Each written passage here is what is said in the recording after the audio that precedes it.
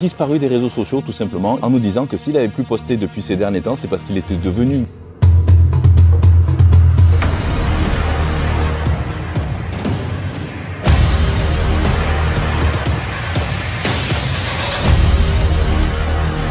Hello les amis, j'espère que vous allez bien. Aujourd'hui on se retrouve pour une nouvelle vidéo dans laquelle je voulais vous parler de Jeff Said. C'est un célèbre bodybuilder américain, modèle fitness suivi par plusieurs millions de personnes sur les réseaux sociaux qu'il admire beaucoup pour son apparence, son physique si esthétique et sa personnalité. Ça a été le plus jeune IFBB pro de l'histoire puisqu'il a décroché sa carte pro à seulement 19 ans dans la catégorie Men's Physique. Et quelques mois plus tard, il réussit à se qualifier au tout premier Mr Olympia Men's Physique de l'histoire également. Et ce concours, ça a été un véritable tournant dans sa carrière. Ça lui a permis de voyager dans le monde entier et d'inspirer beaucoup de jeunes de sa génération. Jeff Said, c'est aussi un entrepreneur puisque en complément de sa carrière de culturiste, il a également créé sa propre société avec notamment sa propre marque de vêtements, Saidwear, qui a connu un énorme succès. Il a également créé sa chaîne YouTube dans laquelle il partage notamment ses conseils nutrition, ses préparations aux différentes compétitions, ses entraînements, etc. Et il a même écrit un livre donc qui s'appelle Guide to Aesthétique où il a carrément lancé un mouvement, le mouvement Aesthétique, pour expliquer justement son succès dans le culturisme, la façon dont il a réussi à obtenir ce mode de vie. Et cet ouvrage a été vraiment super bien accueilli et inspiré de nombreux jeunes passionnés de musculation à travers le monde. Alors tout allait bien pour lui jusqu'au jour où plus aucune nouvelle pendant près d'un an, disparu des réseaux sociaux tout simplement. Il n'avait plus jamais posté ni sur Instagram ni sur YouTube et il revient là depuis quelques temps en nous disant que s'il avait plus posté depuis ces derniers temps, c'est parce qu'il était devenu gras gros. Alors attention, un gras gros dans son langage, ça veut pas dire gras gros pour la personne lambda. Il est déjà 100 fois mieux qu'une personne lambda classique en étant selon lui gros. Donc gros pour lui, c'était je pense aux alentours de entre 15 et 18% de taux de masse grasse et il était monté jusqu'à 105 kg. Mais pour quelqu'un qui est habitué à être toute l'année quasiment entre 6 et 7%, donc il était à 88 kg à cette époque-là, c'est vrai que ça fait une sacrée différence. Et donc il dit qu'il a voulu tester une prise de masse dirty bulk, donc prise de masse sale entre guillemets. Donc l'intérêt de la prise de masse évidemment c'est de prendre du muscle parce que c'est vrai qu'à sa dernière compétition du Mr Olympia pour laquelle il avait été qualifié, il me semble en 2016, il n'avait pas fait un très bon classement. Donc je sais pas s'il voulait en refaire un autre pour essayer de se requalifier dans quelques temps. Donc il a voulu faire une prise de masse donc pour prendre du muscle tout simplement. Donc quand on fait une prise de masse, forcément il faut être en surplus calorique et on prend également un petit peu de gras. Donc le but c'est d'essayer de limiter au maximum la prise de gras pendant que on prend du muscle parce qu'on peut pas prendre uniquement du muscle sec et perdre du gras en même temps, c'est pas possible. Donc l'idée c'est de prendre un maximum de muscle avec un minimum de gras pour ensuite faire une sèche, garder la masse musculaire qu'on a atteint et enlever le surplus de gras. Sauf que là, il a voulu faire une prise de masse sale, il a dû monter jusqu'à plus de 105 kg apparemment. Donc il dit que les 4 premiers mois, il a fait une prise de masse plutôt propre, donc il mangeait assez clean on va dire, et il est monté progressivement, il voyait son poids qui augmentait sur la balance petit à petit, jour après jour. Et c'est vrai que quand on se regarde tous les jours dans le miroir et qu'on voit son poids qui monte progressivement, on se dit on prend du muscle. Et en fait, quand on se voit tous les jours, on se rend pas vraiment compte de la prise de gras. Donc ça, c'est pour ça que je vous conseille de prendre notamment vos mesures et de prendre des photos régulièrement pour essayer de comparer aussi chaque 15 jours, on va dire, votre évolution. Du coup, il s'est pas vraiment vu grossir et arrivé au bout de 4 mois, il a dit allez, c'est bon, j'arrête le cardio, on passe au niveau supérieur et là, on entame la prise de masse sale. And that's what I was eating every single day. And then the last 2 months of the bulk, I liked seeing the number on the scale just go up and up and up. So I decided, let's fucking eat everything.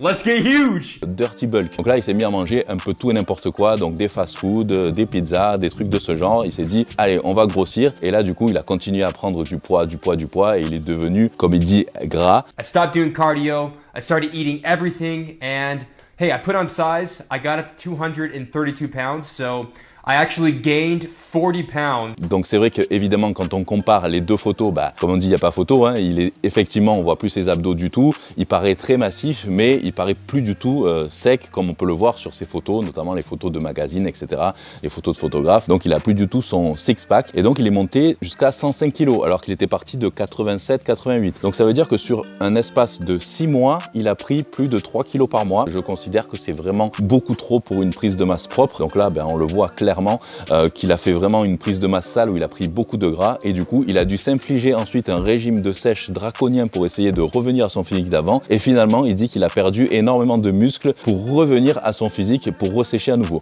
Donc en fait il a perdu un temps fou justement pour faire cette prise de masse pour essayer de prendre du muscle qu'au final il a reperdu le peu de muscle qu'il avait réussi à prendre durant cette période pour revenir à un état de sèche d'avant.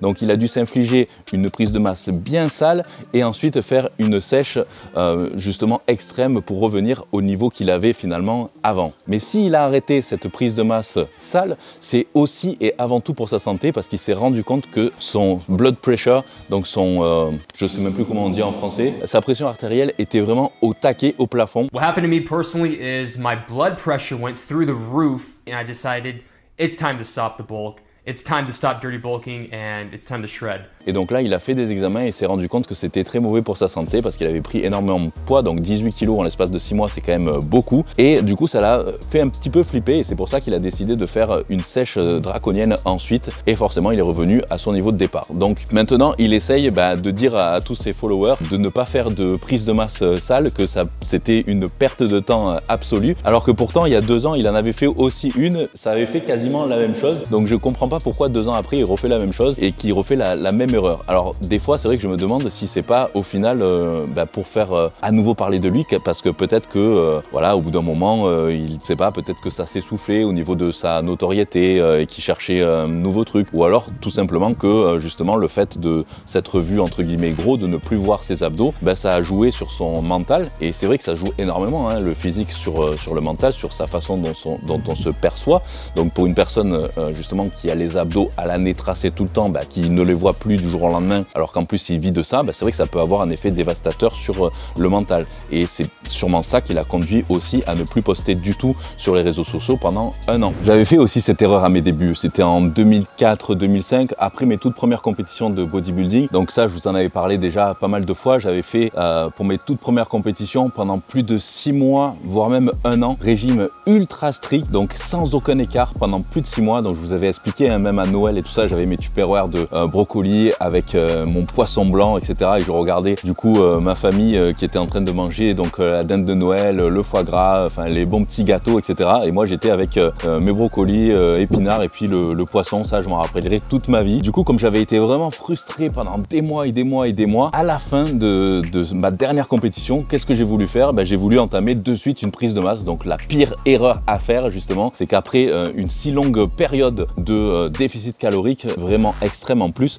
de se lancer direct sur une prise de masse. Et là, forcément, c'était une prise de masse aussi sale, parce que j'avais envie de manger tout ce que j'avais pas eu pendant les 6 derniers mois. Et du coup, je me suis un petit peu gavé de tout et je voyais le poids augmenter sur la balance. Donc voilà, j'étais super content parce que je me disais ouais, je prends du muscle et tout ça. Et puis je me rendais pas compte qu'en final, je prenais beaucoup de gras et d'eau. Et du coup, j'avais dépassé les 98, puis 100 kilos aussi. Donc voilà, j'avais dépassé la barre des 100. Donc j'étais super content. Et en fait, je m'étais pas rendu compte du tout que j'avais pris vraiment que du gras. Et j'étais vraiment mal parce qu'au final, j'étais hyper essoufflé. J'avais le cœur qui tambourinait super fort aussi. Même la nuit, j'arrivais plus à dormir, je suais, etc. Donc vraiment, la pire des conneries à faire, justement, c'est ça. C'est que de suite après une longue période de déficit calorique, déjà de se lancer sur une prise de masse tout court, c'est pas bon. Mais en plus de ça, de se lancer sur une prise de masse sale, c'est encore pire. Donc voilà les amis, en tout cas, tout ça pour vous dire que pour une prise de masse, si vous voulez prendre de la masse, du muscle tout simplement, il faut tout simplement avoir un léger surplus calorique. Et même je dirais parfois que si vous êtes seulement en maintien avec ce que vous vous autorisez, allez, une fois par semaine en cheat meal ou cheat day, en fait ça suffit finalement à avoir votre surplus calorique de la semaine. Donc c'est pour ça, ne faites pas des prises de masse extrêmes, ne rajoutez pas 500 calories à votre maintenance par exemple. Essayez de rajouter vraiment le minimum possible, même avec 200 calories supplémentaires, ça suffit largement. Et comme je vous dis, moi ce qui fonctionne le mieux sur moi finalement, c'est d'être en maintien quasiment toute l'année et puis de m'autoriser un cheat day par semaine, assez calculé, sans non plus faire d'excès extrême on va dire. Mais ce petit excès en fait, ça va suffire justement pour faire le surplus calorique dont a besoin notre prise de masse. Donc voilà les amis, essayez d'éviter au plus possible les dirty bulk, ça se fait plus du tout, il n'y en a vraiment pas besoin. Et puis j'espère que cette expérience, en tout cas que ce soit de Jeff Said ou ma propre expérience aussi, ça vous fera réfléchir justement quant à votre prise de masse. Donc si vous voulez vraiment faire une prise de masse propre, essayez d'aller checker sur mon site donc mes programmes de prise de masse, le programme ProMass pour les intermédiaires et le programme Classic Beast pour les pratiquants plus avancés, donc 5 ans ou plus de musculation. Si vous voulez faire une sèche, plutôt le programme Shreds et le programme Pro Shreds Evolution qui va sortir très bientôt. Donc voilà les amis, en tout cas j'espère que vous aurez apprécié cette petite vidéo. N'oubliez pas le petit pouce aussi, partagez un maximum, abonnez-vous à la chaîne si ce n'est pas encore déjà fait et je vous dis à très vite pour de nouvelles vidéos. Bye bye et surtout ne lâchez rien.